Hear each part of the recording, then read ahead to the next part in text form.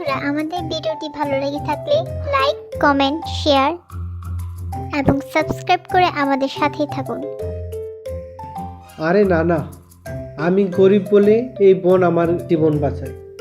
গাছ কাটি, লাকড়ি করি, তারপর তা বিক্রি করে জীবন বাঁচাই। কিন্তু সব মানুষ তো আর আমার মতন গরিব না যে তাদের জীবন বাঁচাবে গাছ। এরা তো গাছের দিকে তাকিয়েও দেখে না। এখন তুমি আমাকে কি শোনাচ্ছ? আমার মাথায় তো কিছুই ঢুকছে না। একটু বুঝিয়ে বলো তো শুনি। অক্সিজেন নামে এক গ্যাস আছে। এই গ্যাস ছাড়া কোনো প্রাণী বাঁচতে পারে না। শ্বাস নেওয়ার সময় প্রতিবার এই গ্যাস মানুষ গ্রহণ করে। তা বুঝলাম, কিন্তু গাছ না কাটলে আমার এত বড় সংসার চলবে কিভাবে? কেউ না খেয়ে মরে না।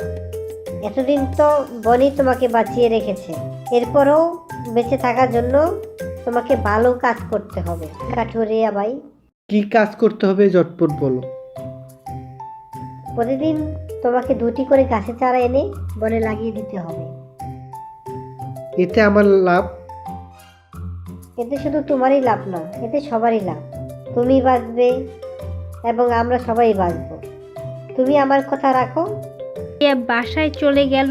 পরের দিন কাঠুরিয়া মাথায় করে 2টি গাছের চারা নিয়ে আসলো এবং বনে লাগিয়ে দিল।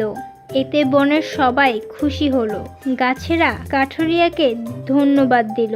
এই সময়ে কোথা থেকে যেন ভন ভন করে চলে এলো মৌমাছি এবং তার হাতে কিছু মধু তুলে দিল।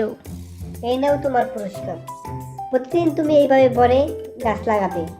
আমরা মধু এবং প্রয়োজনীয় জিনিস দিয়ে তোমাকে বাঁচাবো এবং এই সবুজ বন বাঁচাবে আমাদের সবাইকে। মধু পেয়ে কাঠুরিয়া বেশ খুশি।